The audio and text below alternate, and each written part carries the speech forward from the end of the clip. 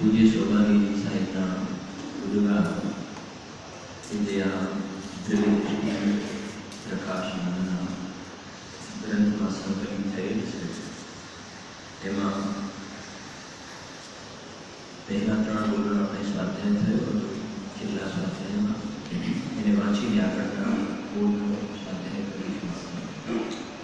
પહેલું બોલ છે પરિણામ યોગ્યતા અનુસાર થઈ જાય છે.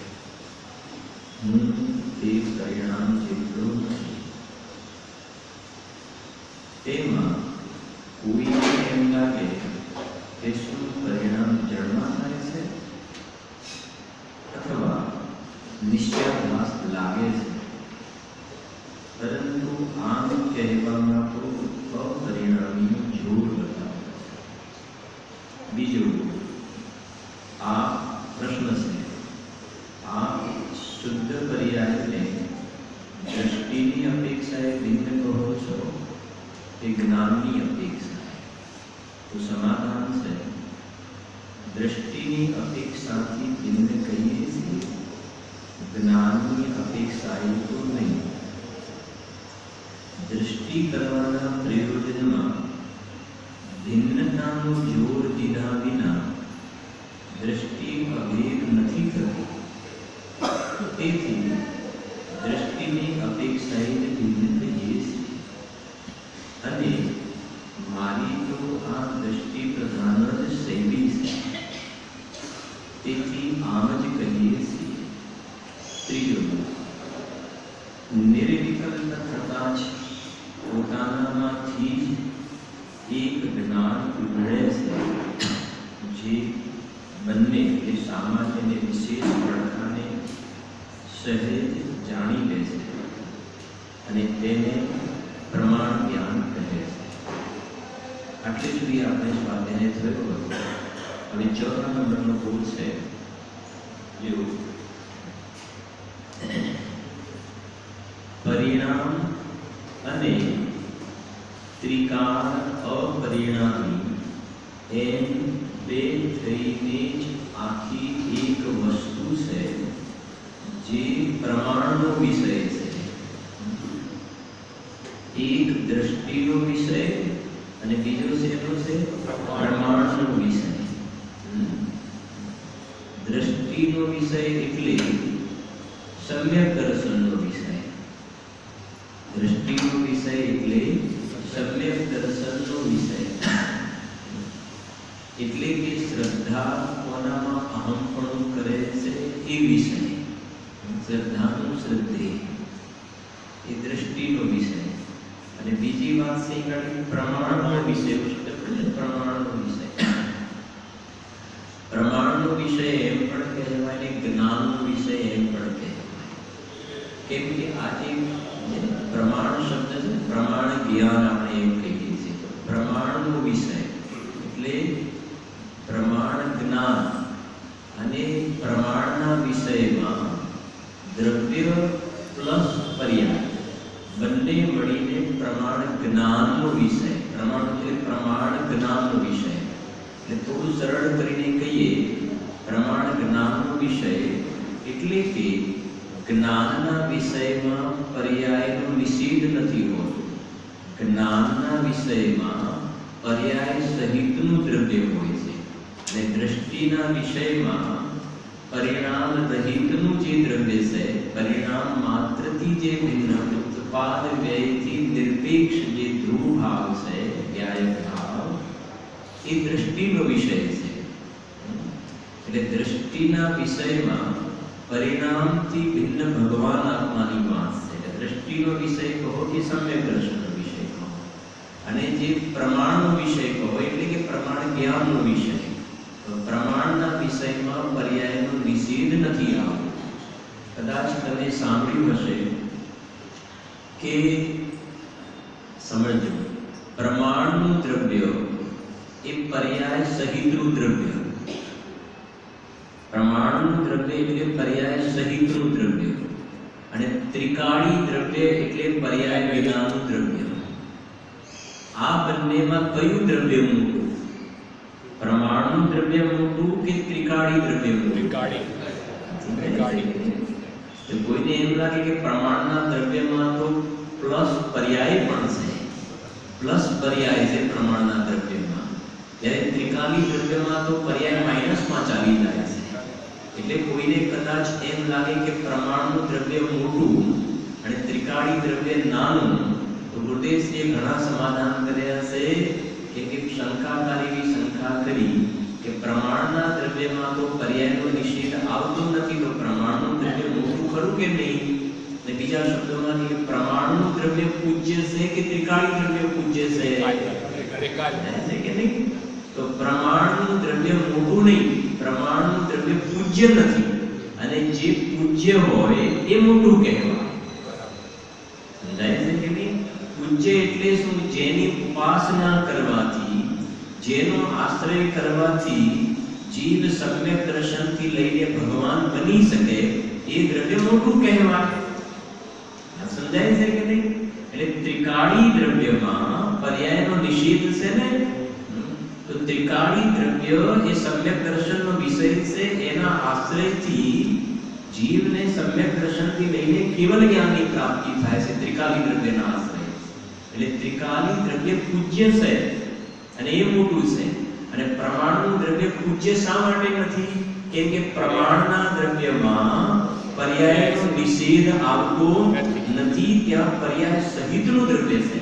અને પર્યાય સહિતનું દ્રવ્ય એ આશ્રય કરવા યોગ્ય હોતું નથી, એ ઉપાસના કરવા યોગ્ય નથી, એ જ્ઞાનનો વિષય છે.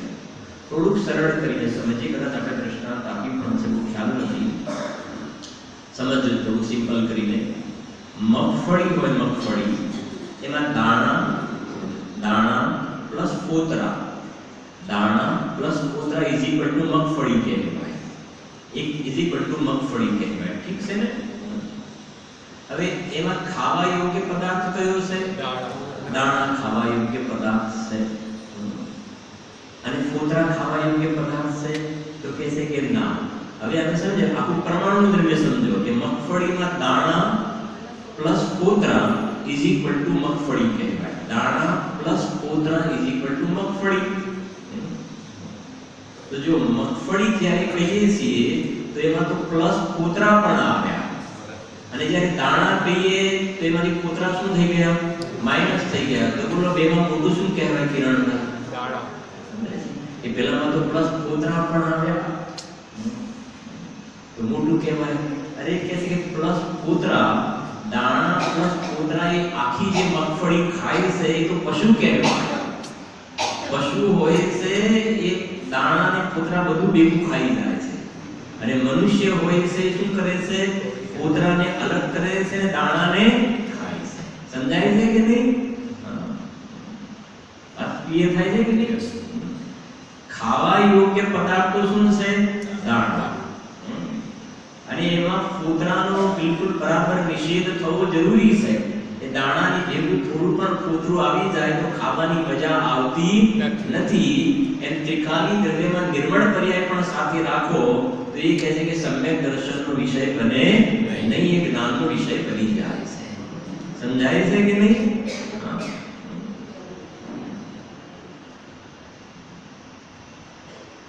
એટલે જેમ દ્રષ્ટાંતમાં, પછી આપણે આગળ લઈશું દ્રષ્ટાંત થોડું અટકીને તે થોડું આગળ લઈએ છીએ, પછી આખી વાત ક્લિયર પણ કરીએ છીએ હજુ જે બોલ છે એમાં. એટલે દ્રષ્ટાંતમાં જેમ ખાવા યોગ્ય દાણા છે એવી રીતે સિદ્ધાંતમાં આશ્રય કરવા યોગ્ય ત્રિકાળી દ્રવ્ય છે.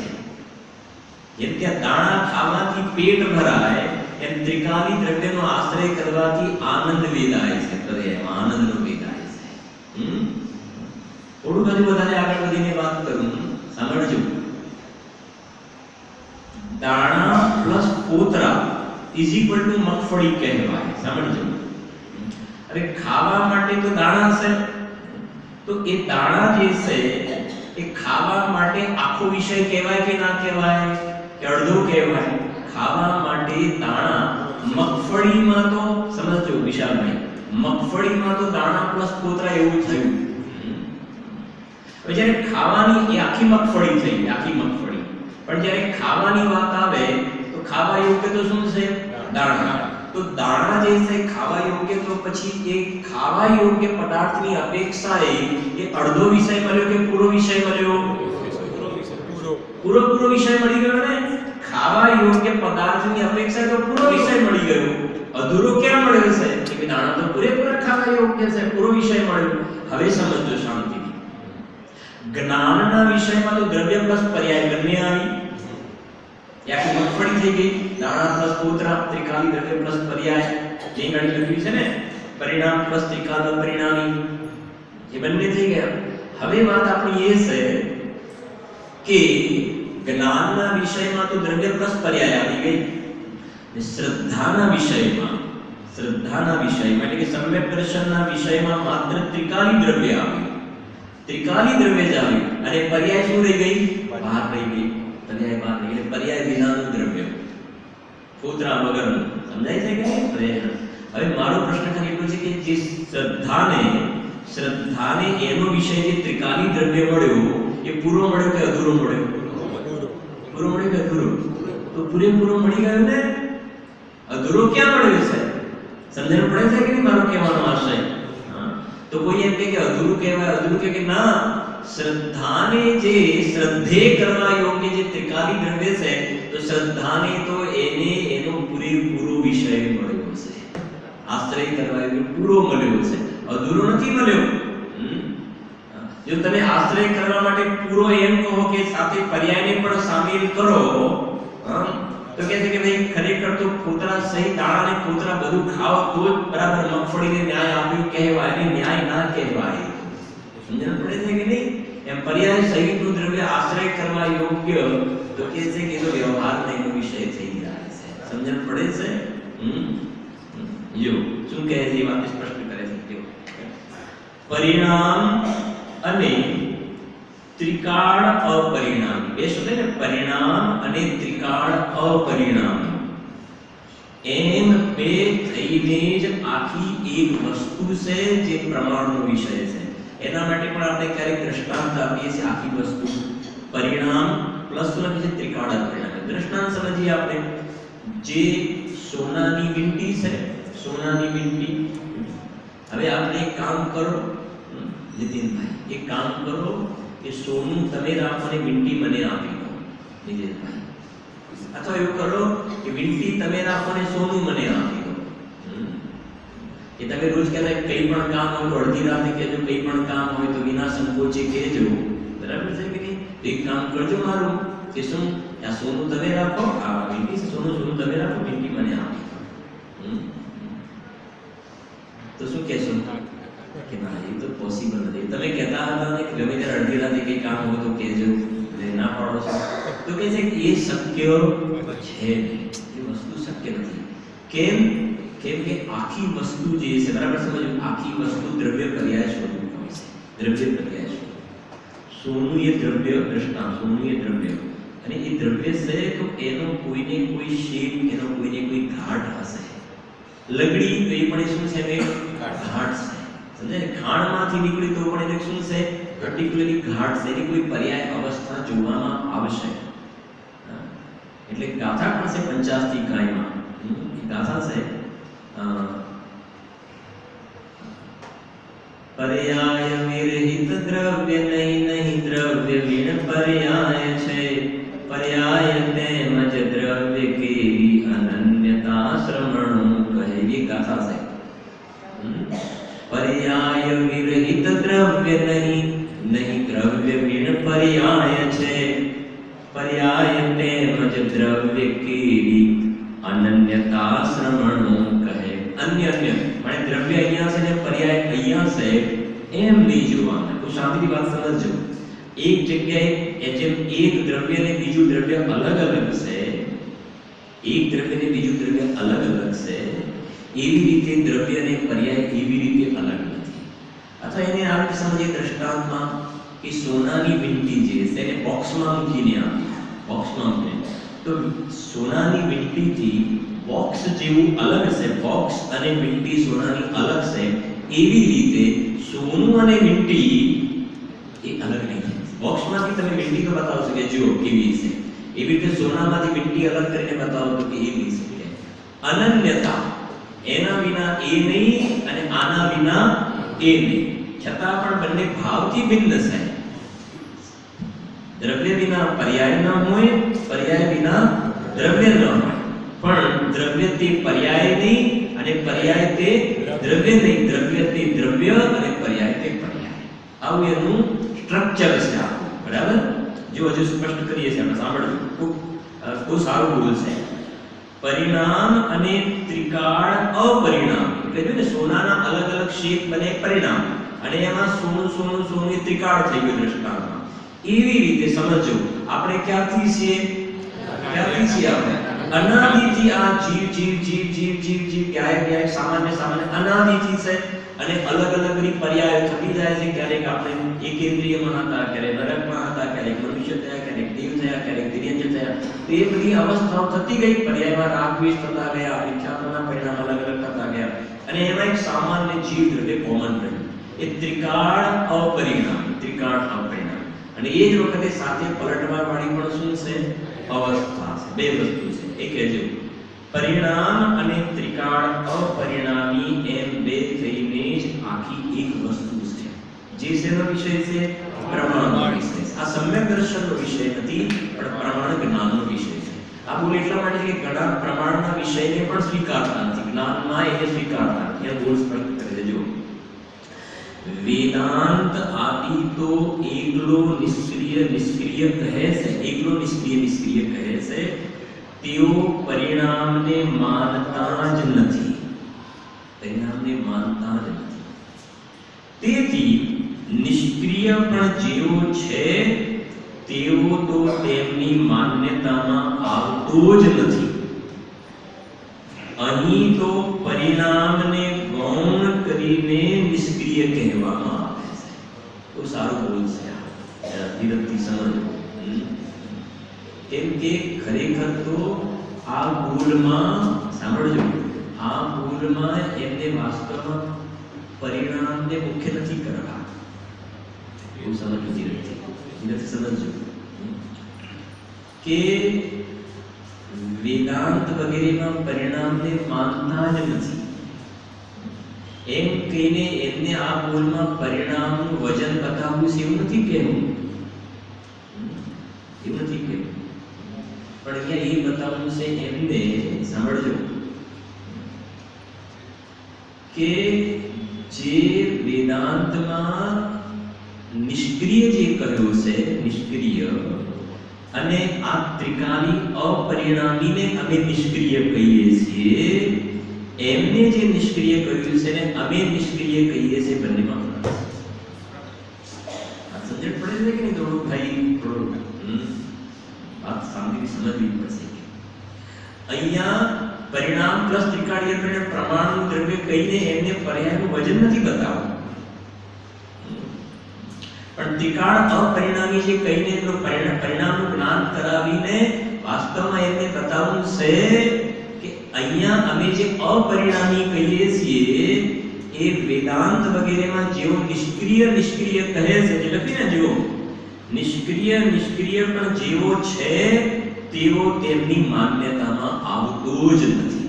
એનો અર્થ એ થયો કે નિષ્ક્રિય જે શબ્દ છે, નિષ્ક્રિય કહો, બીજો શબ્દ કે છે નિષ્ક્રિય માટે કૂટસ્થ. નિષ્ક્રિય માટે જે જીનવાણીમાં બીજો શબ્દ યુઝ થાય છે કૂટસ્થ, નિષ્ક્રિય કૂટસ્થ. તો હવે જે નિષ્ક્રિય શબ્દનો યુઝ કર્યો છે એના બે પ્રકારે વાચ્ય છે. નિષ્ક્રિયના બે વાચ્ય છે, બે વસ્તુને ઇન્ડિકેટ કરે છે નિષ્ક્રિય. એમાં અમે જે નિષ્ક્રિય કહીએ છીએ એ નિષ્ક્રિયનો તમે બરાબર અર્થ સમજો. હવે એના માટેનું દ્રષ્ટાંત આપ કહેશો, આપણે ઘણી વખત એ દ્રષ્ટાંત આપેલું પણ છે. હા, ઘંટીના બે પડ હોય છે, ઘંટીના બે પડ. એમાં એક ઉપરનું પડ ફરવા વાળું હોય છે અને નીચેનું જે પડ હોય છે ને એ સ્થિર રહે છે. બરાબર છે કે નહીં? તો ઉપરનું પડ ફરે, જવાબ તમારે આપવાનો. ઉપરનું પડ ફરે અને નીચેનું પડ કેવું હોય છે? નિષ્ક્રિય, કુટસ્થ, નિષ્ક્રિય છે. ઠીક છે કે નહીં? આટલે સુધી તો નિષ્ક્રિય, એક નિષ્ક્રિય તો આ છે. હવે બીજું નિષ્ક્રિય સમજીએ આપણે. સેકન્ડ નિષ્ક્રિય જે આપણે સોનાનો દ્રષ્ટાંત આપે છે, એમાંથી અલગ અલગ પ્રકારના જે ઓર્નામેન્ટ બન્યા, બરાબર ને, ડિફરન્ટ પ્રકારના જે આભૂષણ બધા બન્યા, તો એ જે છે આભૂષણ બન્યા એ અલગ બન્યા.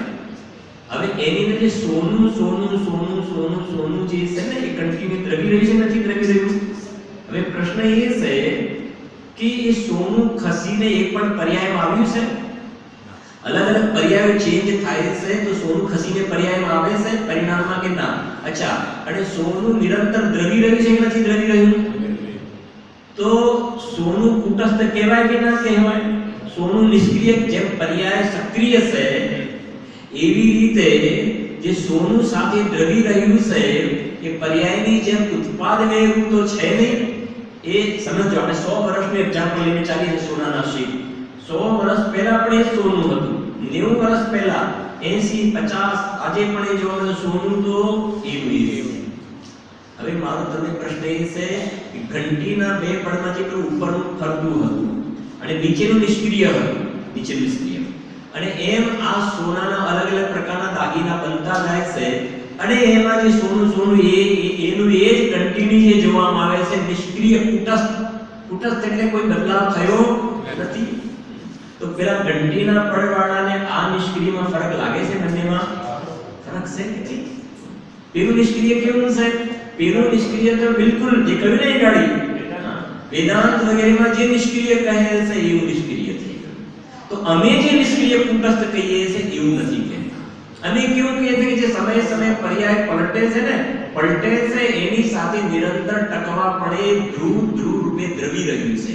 સોનું સોના રૂપે નિરંતર દ્રવી રહ્યું છે. પેલું ઉપર ફરે નીચે સ્થિર, એમ પર્યાય ઉપર અને નીચે સ્થિર એવું નહીં. એ સોનું કન્ટિન્યુ દ્રવી રહ્યું. એટલે અમે જે નિષ્ક્રિય કહીએ છીએ એ નિષ્ક્રિયનું સ્વરૂપ સર્વથા નિષ્ક્રિય એવું નહીં. સમજાય છે? હા, પર્યાયનો સ્વીકાર તો બરાબર છે. પર્યાયમાં તો ઘંટીના પડનો પણ ઉપર થવાનો છે, પણ અહીંયા તો બતાવે છે કે એ જે દરેક સમયે પર્યાય થાય છે એ વખતે એ સોનું જે છે નિરંતર કન્ટિન્યુ દરેક પર્યાયની અંદર એની હાજરી જોવામાં આવે છે. બીજું પણ એક દ્રષ્ટાંત સમજીએ આપણે. નીચે હમણાં જોયું પણ હતું બધા સવારના સ્વાધ્યાયની અંદર.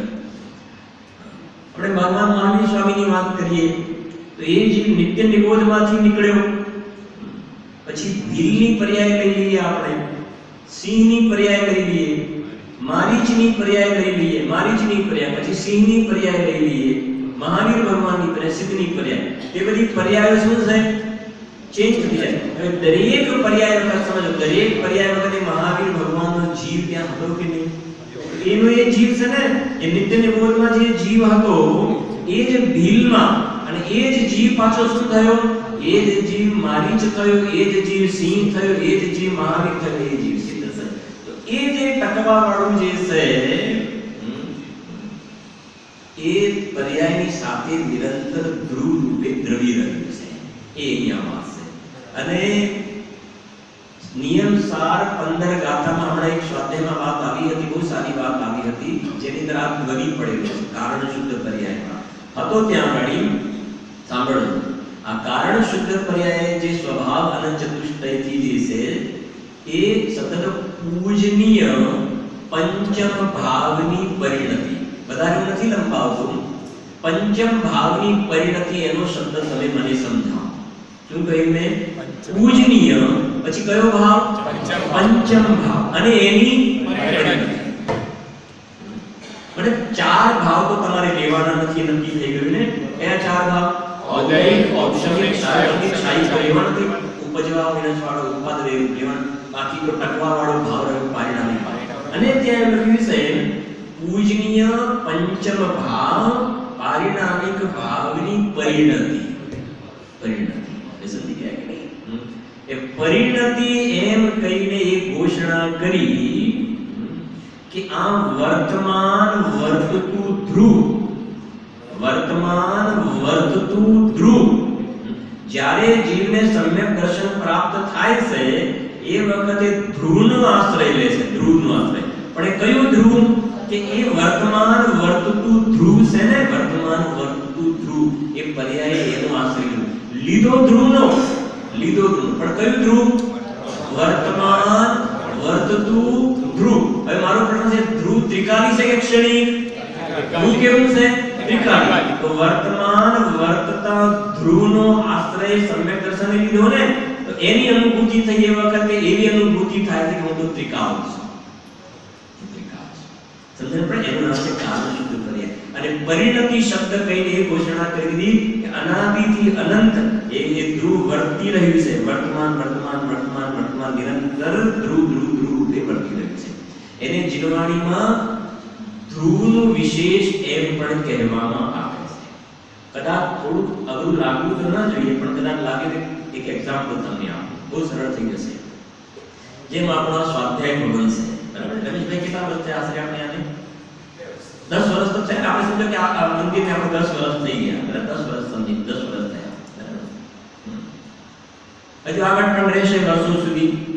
મારો કહેવાનો આશય એ છે કે કોઈ વ્યક્તિ એવા પણ હશે કે અમદાવાદમાં આવ્યા હોય અને આમ વસ્ત્રાપુર મંદિરમાં સ્વાધ્યાયમાં અહીં પહેલી વાર પણ આવવાનો યોગ પડ્યો, પહેલી વાર આવે મંદિરમાં દર્શન સ્વાધ્યાયમાં આવે.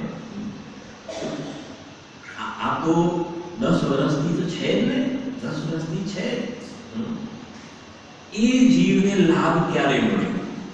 અહીંયા આવ્યો ને, તો આજે સમજો, આજનું જે વર્તમાન વર્તતું દ્રષ્ટાંત સમજો, દ્રષ્ટાંત એક બે સમજવું. વર્તમાન વર્તી રહેલા સ્વાધ્યાય ભવનનો એને આશ્રય કર્યો, આશ્રય કર્યો. અને પછી એવો અહોભાવ વ્યક્ત કરે ને કે 10 વર્ષથી આ પ્રમાણે ચાલે છે, વર્ષો સુધી ચાલશે, પછીની વાત છે. પણ એને આશ્રય કોને લીધો?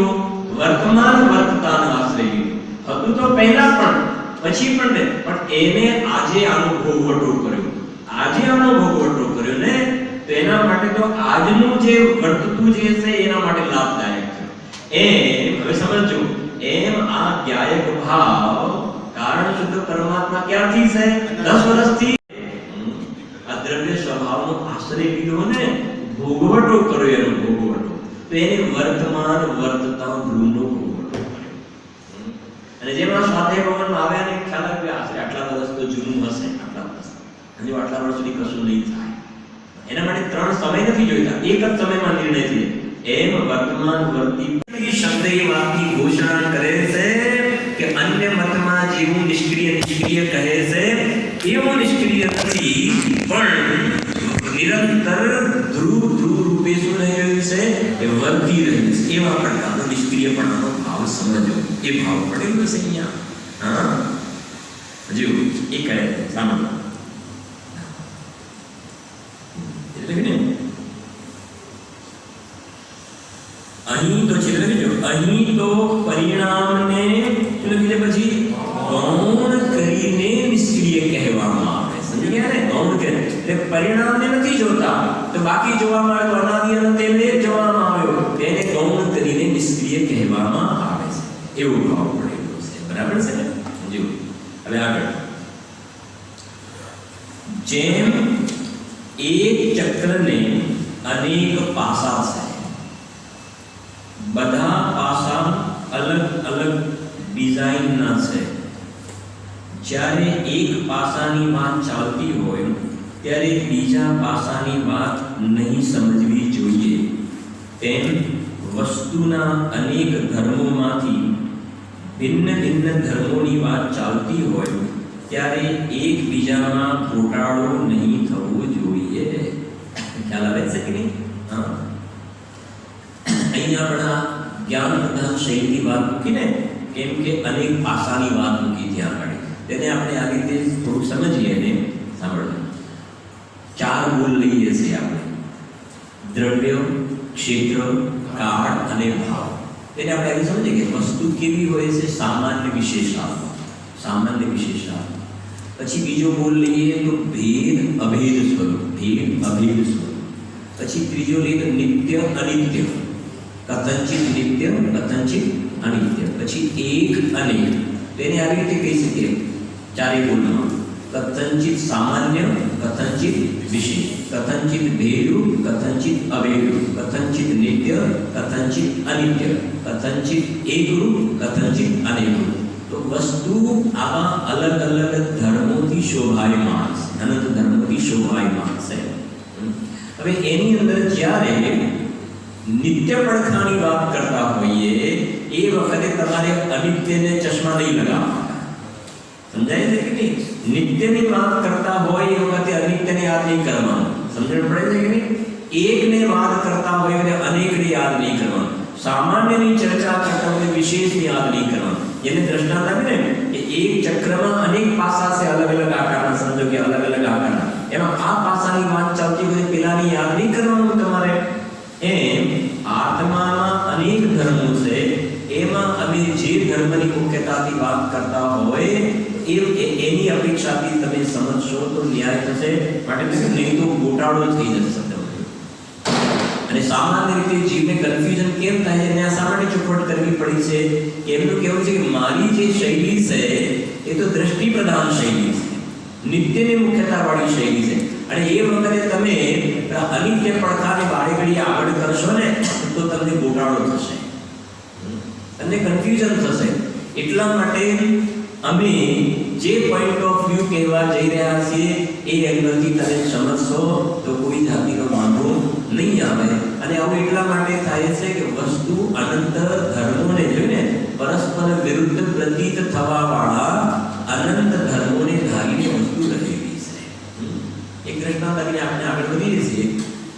એમને પણ આપણે વિચારીએ ઘણી બધી એક જ વ્યક્તિમાં એને પિતા પણ કહેવાય, પુત્ર પણ કહેવાય, ભાઈ પણ કહેવાય, પતિ પણ કહેવાય, બરાબર છે કે નહીં?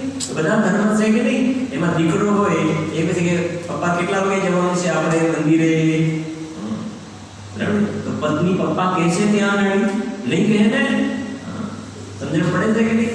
તો એ વ્યક્તિમાં અનેક ધર્મ રહેલા છે, જે જે અપેક્ષાની વાત હોય એ અપેક્ષાએ સમજવામાં આવે। શ્રીમદજીની પ્રસિદ્ધ ગાથા કઈ, જ્યાં જ્યાં જે યોગ્ય છે ત્યાં સમજવું તે, એ બોલ અહીંયા પડેલું છે, બરાબર છે?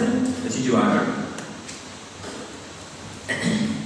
અંતઃ તત્વ અને બહિર તત્વની અપેક્ષા બતાવતા વાત ચોખવટ કરી છે। જો જ્યારે શુદ્ધ પર્યાય બહિર તત્વ છે એટલે કે ધ્યાન બહિર તત્વ છે, ત્યારે ધ્રુવ તત્વ એટલે પરમ પારિણામિક ભાવ કારણ પરમાત્મા અંતઃ તત્વ છે। બે ઘરની વાત ચાલતી હોય ત્યારે તેમાં ત્રીજા ઘરની વાત નાખવાથી ગોટાળો થઈ જાય છે। હવે એ વાતને સ્પષ્ટ કરીશ, એ આ બધા બોલને આપણે જોઈને સમજીએ છીએ થોડું જોજો।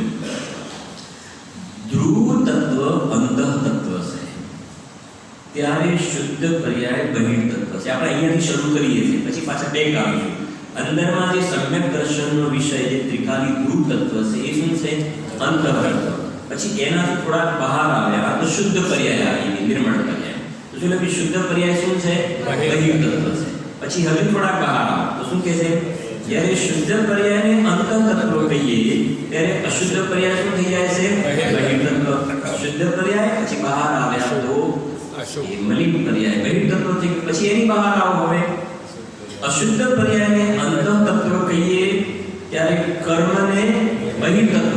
અહીંયા કર્મ એટલે જડ કર્મ, 11 વર્ણનાથી 8 જડ કર્મ, એ બહિર તત્વ થઈ ગયું। હજુ બહાર આવો, કર્મને અંતઃ તત્વ કહીએ, જડ કર્મને અંતઃ તત્વ કહીએ ત્યારે નો કર્મ એટલે શરીર, નો કર્મને શું કહીએ છે? બહિર તત્વ કહીએ છે। કેટલી વાત થઈ ગઈ? 5 છે ને, 5 પોઈન્ટ થયા આપણી સામે, ઠીક છે ને? અંદર બહારના 5 પોઈન્ટ થયા।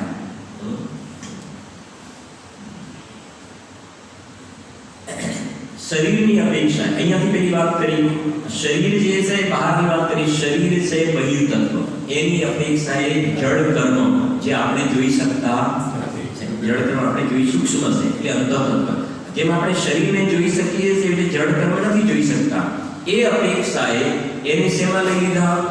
અંતઃતત્વમાં યાના વર્ગાથી કરને અંતઃતત્વમાં પછી એના અંદરમાં આવ્યા. હવે જવાબ આપજો તમે. અંદરમાં આવે તો પછી શું લઈશું? મલિન પર્યાય, વિકારી પર્યાય, વિકારી પર્યાય. તો એ જળ કર્મ જ્યારે બહિર તત્વ છે તો મલિન પર્યાય, વિકારી પર્યાય શેમાં લઈ? અંતઃતત્વમાં. અંતઃ એટલે આખો મલિન પર્યાય તો જીવની પર્યાય છે. પેલા જળ કર્મ તો બીજું દ્રવ્ય હતું, એ પ્રમાણની બહાર હતું, આ પ્રમાણની અંદર આવ્યા.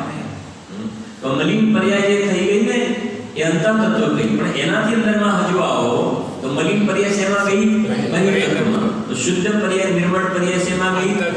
અંતઃતત્વમાં. પછી એનાથી અંદરમાં આવો તો ત્રિકાલીનું જ્ઞાયક ભાવ એ અંતઃતત્વ અને આ શુદ્ધ પર્યાય પણ શેમાં ગઈ? બહિર તત્વ. એટલા માટે નિયમ સારમાં આ જે અંતઃતત્વ માટે કોઈ શબ્દ તમે કહેશો એના કરતા પણ એક વજનદાર શબ્દ અંતઃતત્વ માટે કયો શબ્દ આવ્યો છે? શુદ્ધ અંતઃતત્વ. સમજણ પડે છે કે નહીં? આજે સવારે સ્વાધ્યાયમાં આવ્યું ને સમ્યક દર્શનના જન્મની બોલ હતો એની શુદ્ધ અંતઃતત્વ શબ્દ વાપર્યો. અંતઃતત્વ તો ખરો પણ શુદ્ધ અંતઃતત્વ. સમજણ પડે? શુદ્ધ અંતઃતત્વ મૂકીને શું કરી દીધું? બાકીના જે છે સાંભળો, તમે જવાબ આપજો. શુદ્ધ પર્યાયને અંતઃતત્વ કહેવાય કે ના કહેવાય? શુદ્ધ પર્યાયને અંતઃતત્વ કહેવાય કે ના કહેવાય? અંતઃતત્વ કહેવાય, બહિર તત્વ કહેવાય. પછી મલિન પર્યાયને અંતઃતત્વ પણ કહેવાય, બહિર તત્વ પણ કહેવાય. જળ કર્મને અંતઃતત્વ પણ કહેવાય, બહિર તત્વ કહેવાય. અને ત્રિકાલીનું જ્ઞાયક ભાવને અંતઃતત્વ પણ કહેવાય, બહિર તત્વ પણ કહેવાય. એવું કે ના, એ તો જે છે એ અંતઃતત્વ છે. સર્વથા વિરામાં કથંચિત અંતઃ અને કથંચિત કોઈ અપેક્ષાએ અંતઃ ને કોઈ અપેક્ષાએ, અને આ જ્ઞાયક ભાવ અપરિણામી તત્વ પારિણામિક ભાવ એ સર્વથા અંતઃતત્વ છે. અને એટલા માટે એની આગળ કયો શબ્દ વાપર્યું? શુદ્ધ અંતઃતત્વ, કે જેમાં સહેજ જ્ઞાન, સહેજ દર્શન, સહેજ ચારિત્ર, સહેજ સુખ, સહેજ વિતરાગતા જે બધું ભરેલું છે, એમાં ભરેલું છે. એટલે એનું નામ છે શુદ્ધ અંતઃતત્વ, જે સમ્યક દર્શનનો વિષય છે. અને આ શુદ્ધ પર્યાય બહિર તત્વ કયા ગ્રંથમાં મુખ્ય રૂપથી કહ્યું છે? શુદ્ધ પર્યાય કયા ગ્રંથમાં શુદ્ધ પર્યાય બહિર તત્વ કહ્યું છે? નિયમ સારમાં. કઈ ગાથામાં? કઈ ગાથામાં? નિયમ સારમાં 38 નંબરની ગાથામાં જીવાદિ બહિતચ્છમ હેયમ, આ સાતે પ્રકારના જે પર્યાયનો ભાવ છે એને શું કહી દીધું છે? બહિર તત્વ કહ્યું છે. એ આ ભાવ અહીંયા પડેલો છે. શુદ્ધ પર્યાય પણ બહિર તત્વ છે. ભલે એ શુદ્ધ પર્યાય પણ છે એક સમયની, એટલે એને બહિર તત્વમાં મૂકી છે. એટલે આ બધા કોની સમજાવે છે કે જીવને સમ્યક દર્શન પ્રગટ કરવું છે તો કેટલી કેટલી જગ્યાએથી ઉપયોગ હટાવીને ક્યાં લઈ જવા, આ બધા બહિર તત્વના ખાતામાં મૂક્યા છે. આગળના બોલના એ વાત બધા સ્પષ્ટ કરે છે. જુઓ, એમ બધે ઘટાવી લેવું, બધે એક આ પ્રમાણે ગોઠવતા જવું આપણે, બરાબર છે ને? અને આ આપણે ક્યારેક કહીએ છે ને કે 10ની નોટ પણ કરન્સી કહેવાય, 50ની, 100ની, 500ની, પછી 2000ની બધી કરન્સી કહેવાય ને, બધી કરન્સી છે. પણ સૌથી વધારે વેટેજ કોનું છે? 2000નું છે ને વેટેજ. એ બધી કરન્સી. એમ આ જે છે એ બધા એ અંતઃતત્વ બહિર તત્વ કયા, પણ સૌથી વધારે વેટેજ કોનું છે? શુદ્ધ આત્માનું છે. બરાબર છે કે નહીં? અને જેમ આપણે દ્રષ્ટાંત આપીએ ને, ઓફિસની અંદર ક્લાસ 1, 2, 3, 4 બધા ઓફિસરો હોય છે કે નહીં? તમારે જ્યારે ડેગ્રામમાં જોબ હતી ને તો અંતઃતત્વ કઈ છે, ખાલી થોડું લાઈટ સમજવા માટે, થોડું ખ્યાલ, થોડું સરળ, કે હું જે મારું ડિપાર્ટમેન્ટ હોય, બરાબર છે, મારા ડિપાર્ટમેન્ટમાં મારા જે ઓફિસર, જે બોસ હોય ને, તો એ મારા અપેક્ષા ઉપરી થયા, મારા અપેક્ષા ઉપરી, હું એના નીચેનો થઈ ગયો. અને મારી નીચે લેબર થયા, મારી નીચે લેબરની ઉપર હું થયો, અને મારી ઉપર ઓફિસર થયા. અને એ પછી મારી જે કંપનીના જે જનરલ મેનેજર કહેવાય, મીટિંગ વખતે આ બધા ડિપાર્ટમેન્ટના હેડને બધાને બોલાવે. અને તમે બધા સાંભળ્યું પણ હશે, એનો પાવર એવો કે એની મીટિંગની અંદર જાઓ એટલે તમને ખબર પડે કે ના પડે, યસ સર જ બોલવાનું. નો સર તો બોલે પછી બહાર આવીને વિચારવાનું કે આપણે શેના માટે યસ સર કહ્યું, યસ સર બોલવું પડે, એવી જાતનો પાવર. હા, અને એ પણ ખ્યાલ આવે કે આપણા જે સર ઓફિસમાંથી આવે ને ત્યાંથી અને જો આપણને આગળ ફાયરિંગ આપે તો આપણે સમજવાનું કે અંદર સાહેબ ખખડીને આવ્યા છે એટલે ગુસ્સો અહીંયા ઠાલવે છે. સમજે પડે મારું કહેવાનું આવશે વેઇટેજ, મારે વેઇટેજ બતાવવું છે. અને અમુક વખતે આપણે આગળ પાછળ તો અમારા લેબર પણ આપણને કહે છે કે સાહેબ ફાકી ખાવાની તૈયારી રાખવી જોઈએ એમ કહે આપણે. તમે ફાકીને આવે હમણાં સાહેબ ગરમ છે અને તમને શોધતા હતા અને આપણે બીજા ડિપાર્ટમેન્ટમાં કામ કર્યું તો લેબર આપણને કહી દે કે આજે આ પ્રમાણે છે. તમારે બધું વેઇટેજ બતાવવાનું છે. બરાબર છે કે નહીં? એવી રીતે અહીંયા પરમાર્થના ક્ષેત્રમાં પણ આવી જાતનું વેઇટેજ હોય છે. અને ખાસ તમને કહું કે આપણે વેઇટેજ સમજવા બહુ જરૂરી છે. કેમ કે જીનવાણીનું રેગ્યુલર સ્વાધ્યાય ચાલતો હશે ને તો વક્તા કોઈ બધી અપેક્ષાઓ નહીં ખોલે. તમારે ચર્ચા ચાલતી હોય ને એ વખતે જો તમને વેઇટેજ ખ્યાલ હશે તો તમારા ભાવોની અંદર તમે બધી વસ્તુઓને ગોઠવતા જશો, તમારા ઉપયોગને પ્રમાણે સેટઅપ કરતા જશો. પરિણામથી ભિન્ન ભગવાન આત્મા તો અહીંયા બેઠા બેઠા પણ તમારો ઉપયોગ અંદરમાં એ પ્રમાણે ચિંતનની ધારા બને છે. આપણે વચ્ચે કહ્યું અત્યારે આપણે ખાલી સ્વાધ્યાયમાં જ બેઠા છે એવું નથી. સ્વાધ્યાયમાં બેઠા બેઠા પણ આપણે ભેદ જ્ઞાનની પ્રોસેસ કરી રહ્યા છીએ. ખાલી સાંભળવું નથી, આપણે ભેદ જ્ઞાનની પ્રોસેસ કરી રહ્યા છીએ. કેમ કે આપણે જીવવાની સાંભળતા વૈમિક તત્વ, અંતર તત્વ વિચારીએ છીએ ને તો શુદ્ધ તત્વનો વિચાર કરીએ છીએ કે આપણે દુકાન મકાન ઓફિસ કઈ યાદ આવે છે? નથી યાદ આવતું ને. એ પ્રક્રિયા તો ચાલે છે આ. અને આ પ્રમાણે જીવ રેગ્યુલર આ પ્રમાણે સેટઅપનો અભ્યાસ કરે. એક શાસ્ત્ર અભ્યાસ અને બીજો વેદ જ્ઞાનનો અભ્યાસ. શાસ્ત્ર અભ્યાસ વેદ જ્ઞાનના અભ્યાસ માટે છે. તો આ ખાસ ન સમજાય તો વારે ઘડીએ પૂછીને પણ સમજવા જેવી વસ્તુ છે. ખૂબ પ્રયોજનભૂત છે. આગળ કહેવાય કે સરસ બોલ છે. જો હવે શું કરીશું? આ બોલજો આગળનો. શું લખ્યું છે? સિદ્ધ પર્યાયથી પણ હું અધિક છું. વાહ, સિદ્ધ પર્યાયથી પણ હું અધિક છું. વિચાર કર્યો બહારના સંયોગોથી પોતાને મોટા માનવા અરે તો ઘણી તુચ્છ વાત થઈ. ચક્રવર્તી 6 ખંડનો રાજા અરે એ બધી ટાઈમ નહીં બગાડો. ધર્મેન્દ્ર 32 લાખ વિમાનનો સ્વામી પ્લીઝ કરીને ટાઈમ નહીં બગાડો. અહીંયા તો સિદ્ધ પર્યાયથી પણ હું અધિક છું. વાત પૂરી થઈ ગઈ ને. હા, એક પાછળ પુલ હતો ને જરા નજર નાખ્યું ને કાલે કદાચ જોયું હતું કે બીજે અમારા રેગ્યુલર સ્વાધ્યાયમાં જોયો છે. પાછળ છે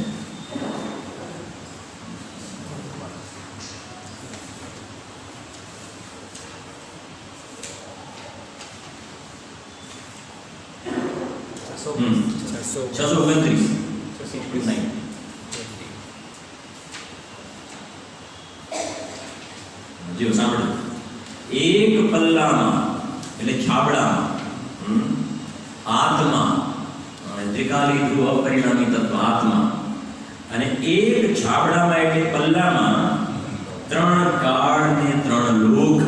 વાહ, એક બાજુ આત્મા શુદ્ધ આત્મા ને બીજી બાજુ 3 કાળ ને 3 લોક. હવે 3 લોકની અંદર સૌધર્મ ઇન્દ્ર, એશાન, સાનત કુમાર, મહેન્દ્ર, સર્વા સિદ્ધિ અને વિદેહ ચિત્રના જે બધા ચક્રવર્તીઓ જે બધું આવી ગયું એ આ બાજુ મૂકી દો ને આ બાજુ હું. એક બાજુ હું અને આ બાજુ 3 લોક ને 3 કાળ.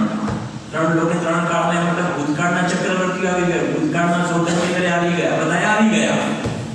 એક બાજુ મૂકી દો તો કઈ બાજુનું પલ્લું રમે છે તો શું કહેવું છે? સાંભળો ખરા. એક પલ્લામાં આત્મા અને એક પલ્લામાં છાબડામાં 3 કાળ ને 3 લોક.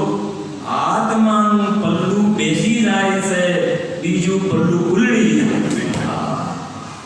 હા, બોલો. ગુડેના શબ્દોમાં કહે ને કે મળતા હોય પણ એકદમ વાત થઈ જાય. એ વાતું છે કે નહીં? એક વાત લખી છે. આત્માનું પલ્લું નમી જાય છે અને આ 3 કોડ 3 લોકે બધું પલ્લું ઉલડી જાય. જે વચનામૃતો બોલે ચૈતન્યની આગળ બધુંય પાણી રહે છે. ત્યાં સુધીની વાત છે સિદ્ધ પર્યાયથી માને એક સમયની સિદ્ધની પર્યાય પણ મારી આગળ પાણી ભરે છે. ચક્રવર્તીને ઇન્દ્રના સુખ જે છે ને એ તો ઇન્દ્રિય જનિત સુખ છે. ચક્રવર્તીના ને ઇન્દ્રના ઇન્દ્રાસનના સુખ છે એ તો ઇન્દ્રિય જનિત સુખ છે. કાલ્પનિક સુખ છે ને, કાલ્પનિક સુખ છે. અને થોડો વિચાર કરે પ્રવચન સામે આ વિષયોમાં તો સુખ છે જ નહીં. અકિંચિત કરશે શબ્દ વાપર્યો છે. એમાં તો સુખ છે જ નહીં તો મળે ક્યાંથી? એ તરફની કલ્પના કરીને જીવ અહીંયા આગળ સુખાભાસની કલ્પના કરે છે. તો છે નહીં. ત્યારે ભગવાન આત્મા તો રિયલ સુખનો બનેલો છે. સમજણ પડે છે કે નહીં? એ છ ખંડના વૈભવમાં સુખ છે જ નહીં. જીવ એની તરફની કલ્પના કરીને માત્ર જેમ કે ભૂંડ જે છે વિશ્વમાં ક્યાં સુખ છે, પણ એમાં કલ્પના કરે છે જૂઠી, એમાંથી સુખ મળે છે.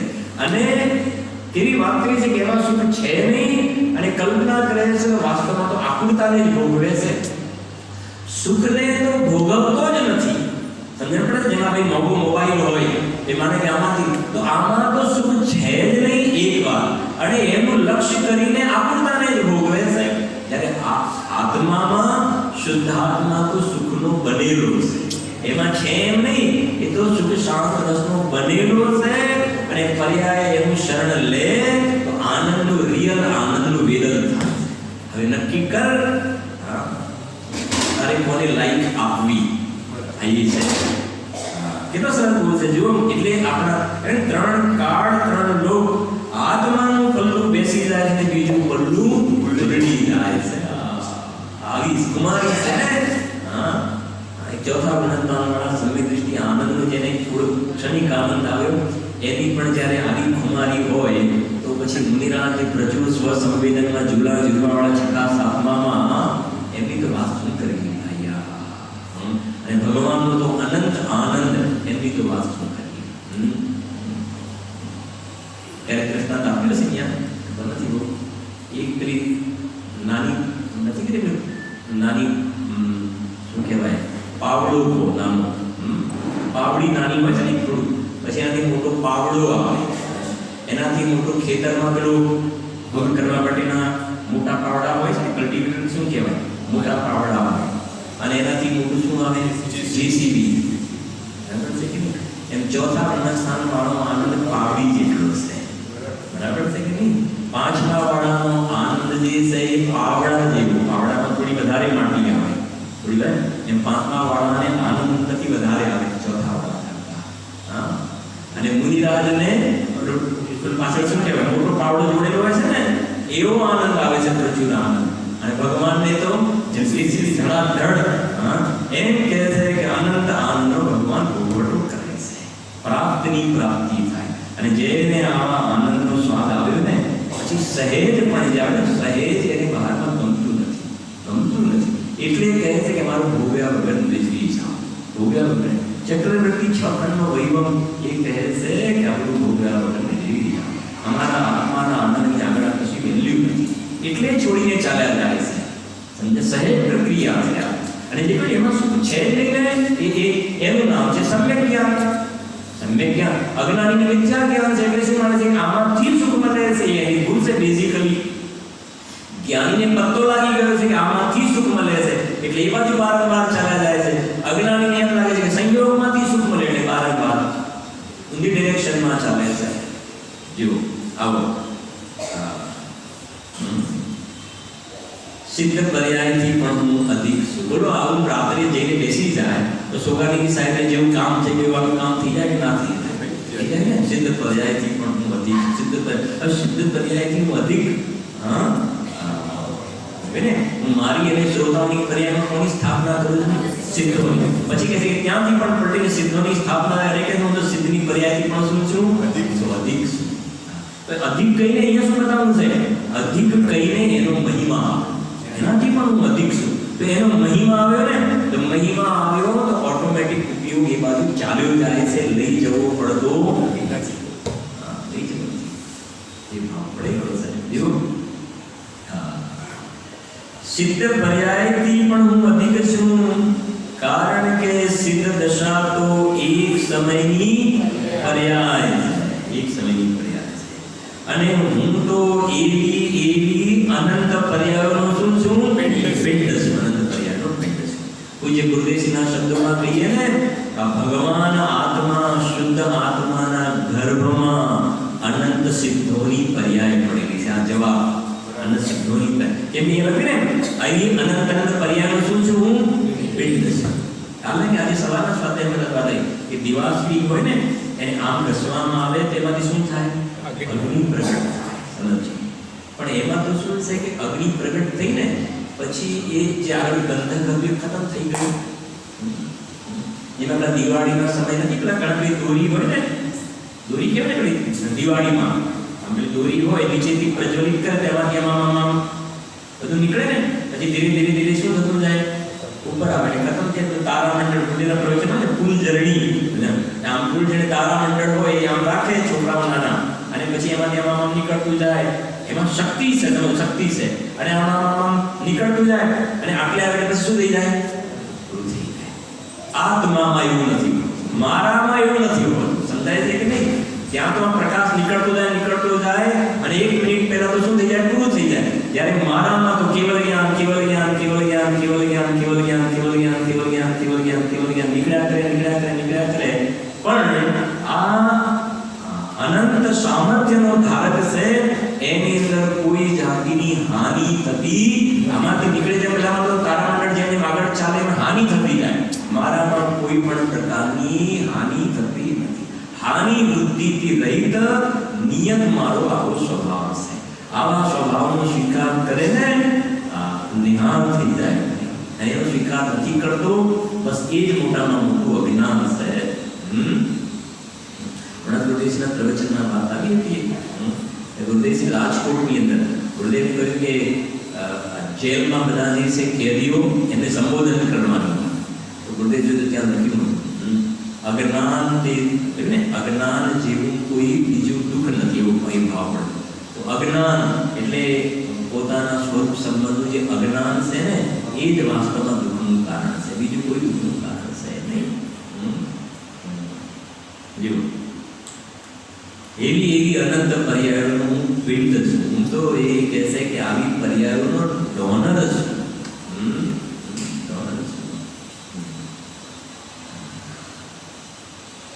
જેમ કોઈ હોય ને, કોઈ મોટા ડોનર હોય, જગતમાં કોઈ મોટા ડોનર હોય, હવે એને જોઈને કોઈ એમ કે ભાઈ અમારે તમને 1000 રૂપિયા ડોનેશન આપવાનો ભાવ છે.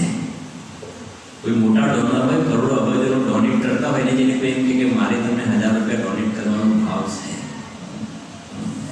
તો કહે છે કે ભાઈ અમે ડોનર છીએ. સમજાય છે કે નહીં? એમ આ શુદ્ધ આત્મા શું કહે છે કે અમે તો આવી અનંત સિદ્ધોની પર્યાયના ડોનર્સ છીએ. એટલે અમારી પાસે આવી નાની વાત તમે નહીં કરો પ્લીઝ.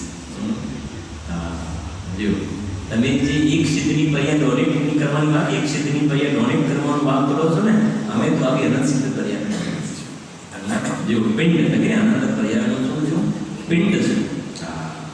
પેલા માટે ફૂલ જર્નીમાં કેટલી પર્યાયો નીકળે? કેટલી પર્યાયો નીકળે? 5, 50, 200, 1000 પર્યાય નીકળે. પછી જ્યારે આત્મામાંથી અનંત પર્યાયો નીકળ્યા, છતાં એવું બોલો આવા આત્મા અનુભવ કરવો જોઈએ કે ના કરવો જોઈએ? તમને શું લાગે છે? કરવો જોઈએ કે ના કરવો જોઈએ? અને ક્યારે કરવો જોઈએ? અત્યારે કરવો જેવું લાગે છે કે નહીં? હા, અનુભવ તો પર્યાય છે. હા, અનુભવ તો પર્યાય. હા, અનુભવ પર્યાય છે. અનુભવ પર્યાય છે. સાંભળો, અનુભવ પર્યાય છે. સાંભળો, એ વેદન પર્યાયમાં થાય છે. આલંબન દ્રવ્યનું હોય છે. શું કહ્યું? જેનું આલંબન હોય એનું વેદન ના હોય, અને જેનું વેદન હોય એનું આલંબન ના હોય. આવી પરિસ્થિતિ જેનું આલંબન છે ને, દ્રવ્યનું આલંબન, એનું શું ના હોય? એનું વેદન ના હોય. જેનું આલંબન એનું વેદન ના હોય. અને એ દ્રવ્યનું આલંબન લીધે એટલે પર્યાયમાં આનંદનું શું થયું? વેદન. હવે જેનું વેદન હોય એનું શું ના હોય? એનું આલંબન ના હોય. આવી સહેજ સ્થિતિ હોય, સહેજ હોય છે. હા, અને એટલે એક અપેક્ષા એ પર્યાય દ્રવ્ય તરફ ઢળીને વેદન આવ્યું એના લક્ષ્ય એટલે કથનચિત અભિન્ન કહેવાય છે. કથનચિત કોઈ અપેક્ષા, મલિન પર્યાય તો કથનચિત અભિન્ન પણ કહેવાતી નથી. એમ છે. જો આગળ કે તો અનુભવ આગળ જેમ મેરુ પર્વત અડગ છે. 5 મેરુ છે ને આપણે ઉપર. ક્યાંથી છે 5 મેરુ? ક્યાં સુધી રહે છે? એટલે અડગ શબ્દ વાપરે. મેરુ અડગ, બાકી બીજા નાના નાના પર્વત છે અડગ નથી. મેરુ જેમ મેરુ પર્વત અડગ છે, હું પણ સ્વભાવથી એવો જ અડગ છું. એટલે કાલથી આપણે મેરુના દર્શન કરીએ ને તો મેરુના દર્શન કરીને કોના દર્શન કરવાના? મેરુમાં જે ભગવાન છે, મેરુમાં ભગવાન, એ તો આ ભગવાન આત્માના દર્શનમાં નિમિત્ત કારણ ખરા, પણ મેરુ પણ આ મારા સ્વભાવના દર્શનમાં નિમિત્ત કારણ છે. સમજાય છે કે નહીં? જો જે મેરુ પર્વત અડગ છે, હું પણ સ્વભાવથી એવો જ અડગ છું. કે મેરુ જે પોતાના સ્થાનથી ખસે નહીં, જરી પણ ના ખસે, એમ હું મારા દ્રવ્ય સ્વભાવથી થોડો પણ ખસીને પર્યાયમાં આવી જઉં એવું ક્યારેય બનતું નથી. એવું હું અડગ છું. જો મેરુમાં તો પાછું થોડું જુઓ, મેરુ કરતા પણ પાછું હું આગળ. મેરુમાં તો પરમાણુ આવે જાય છે, આવે ને જાય. બીજા વિકારમાં મોક્ષમાં લખ્યું મેરુ અડગ હોય પણ એમાં તો પરમાણુ આવે અને જાય, પરંતુ મારામાં તો કાંઈ આવતું જતું નથી. એવો હું અડગ છું. મારામાં તો કાંઈ આવે નહીં અને કાંઈ જાય પણ નહીં, એવો હું અડગ. કહેશો કોઈ સુરતાલી શક્તિમાંથી એક શક્તિનો ભાવ પડ્યો છે આમાં, ત્યાગ ઉપાદાન શૂન્યત્વ શક્તિ. સમજાય છે કે નહીં? કાંઈ આવતું પણ નથી અને કાંઈ જતું નથી. એના છે ત્યાગ ઉપાદાન શૂન્યત્વ નામની મારામાં શક્તિ છે. એટલે શું? ત્યાગથી શૂન્ય છું હું. ત્યાગથી શૂન્ય. મારામાં રાગ દ્વેષ છે જ નહીં, માટે મારે ત્યાગ કરવાનો પ્રશ્ન ક્યાં છે? થોડી વાત સમજવાની છે. બોલો, મિથ્યા દર્શનનો ત્યાગ કરો કે ના કરો? જીતુભાઈ, સાજન, નીરવભાઈ, મિથ્યા દર્શનનો ત્યાગ કરવો કે ના કરવો? રાગનો ત્યાગ કરવો કે ના કરવો? અહીં કહે છે મારામાં મિથ્યા દર્શન છે નહીં ને. આ બોલે છે મારામાં મિથ્યા દર્શન નથી. એ પણ આ એક સમયની પર્યાયમાં પણ હું પર્યાય જેવડો નથી. તો પર્યાય બહુ દૂરની વાત લાગે. તમે ખોટી ઘરે આવી ગયા, ખોટી ઘરે આવી ગયા. મારા દ્રવ્ય સ્વભાવને અમને મિથ્યા દર્શન કેવું એને પરિચય જ નથી. પરિચય જ નથી ને. એટલે મિથ્યા દર્શનનો ત્યાગ, એવી બધી વાતો મારી જોડે નહીં કરો પ્લીઝ. મારી જોડે કે હું ત્રિકાલી ધ્રુવ અખંડ એક ભગવાન આત્મા, ભગવાન આત્મા હું છું એમ તમે બોલો. હું મિથ્યા દ્રષ્ટિ છું ને મારે મિથ્યા દર્શન ના, એવું હલકું હલકું નહીં બોલો. હું વર્તમાનમાં હું પરમાત્મા છું. ગુરુદેવ માંગલિક છું, માંગલિક ગુરુદેવનું કહેવાતું. હું પરમાત્મા છું એમ ને. હવે મિથ્યા દ્રષ્ટિ વાત જ ક્યાં રહી? ગુરુદેવ મિથ્યા દ્રષ્ટિ છું એમ નક્કી કર. હું સમ્યક દ્રષ્ટિ છું એમ નક્કી કર. અને હું સાધુ, હું મુનિદશા, હું અનંત છું, હું સિદ્ધ છું એમ નક્કી કર્યું. ક્યાં કર્યું? હું પરમાત્મા છું. અને પરમાત્મામાં મિથ્યા દર્શન હોય ના હોય તો પછી ત્યાગ કરવાનો હોય ના હોય. આ સમજાય છે કે નહીં? અને ત્યાગથી શૂન્ય છું હું. મારે મિથ્યા દર્શન કશાનો ત્યાગ નથી કરવાનો. પછી અનંતાનુબંધી કે પછી અપ્રત્યાખ્યા ને પછી પ્રત્યાખ્યા ને સંજોલન પછી પેલી લેશ્યા કૃષ્ણની કાર્ય કશું નહીં મારામાં છે નહીં. ખ્યાલ આવે છે કે નહીં? કાંઈ નથી મારામાં. હું તો આનંદની મૂર્તિ છું. એક બે બોલ થઈ ગયા. પછી ત્યાગથી શૂન્ય અને પછી બીજું ઉપાદાનથી શૂન્ય. અને ઠીક છે ભાઈ, ચલો ભાઈ, મિથ્યા દર્શન વગેરે, પણ મારે સુખ તો જોઈએ કે ના જોઈએ? મારે અનંત સુખ તો પ્રગટ કરવું પડે કે ના કરવું પડે? ચોથામાં તમે હમણાં બોલ્યા થોડુંક આનંદ, પછી વધારે, પછી ભગવાને આનંદ. મારે અનંત આનંદ તો પ્રગટ કરવો એ તો મારે જોઈએ ને. તો કહે છે કે નહીં, તો સુખનો બનેલો છે. એટલે ઉપાદાન, મારે કોઈ મારામાં મલિનતા ગંદકી છે નહીં કે જેનો મારામાં ત્યાગ કરો. અને મારામાં કોઈ જાતિની ઉણપ નથી. ઉણપ એટલે શું કહીશું એને? હા, બરાબર છે ને? મારામાં કોઈ જાતની ડેફિશિયન્સી કહેવાય ને, કોઈ જાતિની ઓછપ નથી કે જેના કારણે મારે સુખની ભીખ માંગવી પડે. હું તો સુખનો બનેલો છું, ચૈતન્ય ચક્રવર્તી છું. એટલે મને આમાંથી સુખ મળે કે આમાંથી સુખ મળે, સમ્યક દર્શન થાય તો મને સુખી થવું કે પર્યાયમાં કેવલ જ્ઞાન પ્રગટ થાય પછી હું સુખી થવું, એ બધું પર્યાયની મેટર છે. એ બધી કોની મેટર છે? પર્યાય. હું તો વર્તમાનમાં ભરચક સુખથી ભરેલો છું. આ એ બતાવે છે કે હું તો મેરુમાં તો પરમાણુ આવે અને જાય. હું તો મારામાંથી કાંઈ આવે પણ નહીં અને કાંઈ જાય નહીં, એવો હું અડગ ભગવાન આત્મા છું. સર્વે જીવો આવા અડગ અને સિદ્ધની પર્યાયથી પણ અધિક અને જે અંદરનું જે શુદ્ધ અંતઃતત્વ છે એને પ્રાયોરિટીમાં રાખી અને એ અપરિણામી તત્વની અનુભૂતિ કરે એવી મંગલ ભાવના સાથે અત્યારનું સ્વાધ્યાય આપણે પૂર્ણ કરીએ.